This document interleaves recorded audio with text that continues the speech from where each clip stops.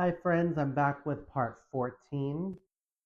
So, after completing the discussion of Donald Trump's racist history in business and his racist promotion of conspiracy theories about our nation's first black president, Kamala Harris reminded everyone watching that she does have a plan to provide a $50,000 tax credit to all new small business owners, increasing the child tax credit to $6,000 and providing a tax credit of $25,000 to all new first time home buyers. These policies will provide a great boost to our economy, and it shows that she is thinking deeply about this before she is hopefully elected our nation's first female president. So, a topic that even while he was president, Donald Trump used to talk about all the time was the repeal and replace of Obamacare. He has gone on to talk about that at rallies and events that he's appeared at. And so the moderators took the opportunity to ask him if he now has an actual plan to repeal and replace Obamacare and what that plan might look like. Donald Trump said that Obamacare is lousy and that he will definitely replace it with something if he and his team can come up with something better to replace it. He said that while he was president, he did all he could to save it, even though at every turn he criticized Obamacare and continuously called on Congress to come up with plans to replace it. He said that he's currently looking at possible replacement plans, but that if he could not come up with something, if his team couldn't come up with something better to replace Obamacare, he will do all he can to make Obamacare better and more affordable. The moderators then pressed him on the issue and asked him again, so do you still not have a plan after all these years? And he responded by saying he has concepts of a plan. That's great. You know, you've been rallying against this idea of Obamacare for all these years, even while you were in office. You've had so much time to think about it, so many people you could have talked about this with and come up with a plan to replace it, but yet you still just have concepts of a plan. Real good, Donald. The Affordable Care Act has provided health coverage to thousands of Americans. You would think after all these years of rallying against it and seeing how many people have benefited from the legislation passed under the Obama administration that you would have come up with something more than just a concept of a plan.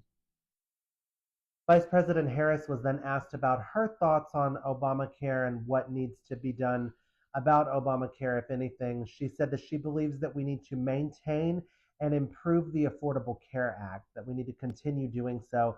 She also decided to respond to some of the attacks that Donald Trump continued to levy against her, saying that she was against fracking and would take away people's guns.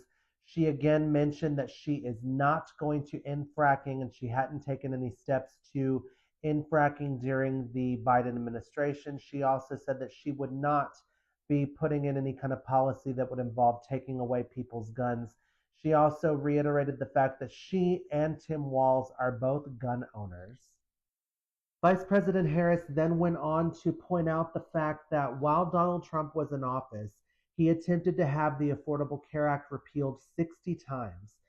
She also reminisced about the fact that in the last effort, the deciding vote was cast by Republican Senator and war hero John McCain. He was even President Obama's opponent in the election that brought Obama to power. He helped ensure that the Affordable Care Act remained the law of the land, benefiting the thousands of Americans who had gotten health coverage because of the legislation. Vice President Harris then went on to point out efforts that have been made under the Biden administration to improve our nation's health care. She pointed out the fact that under the Biden administration, Medicare is now allowed to negotiate drug prices for the first time, and also the price of insulin for our seniors has been capped at $35 per month. She also pointed out the fact that med costs for senior citizens is now capped at $2,000 per year, which is something that hasn't happened in the past. She also said that if she is elected, she will make efforts to work to bring down the prices of medications for all Americans, whether you're on Medicare or private insurance. I think regardless of what side of the aisle you're on, We can all probably agree that the cost of healthcare in the United States is far too high, especially when it comes to our drug prices.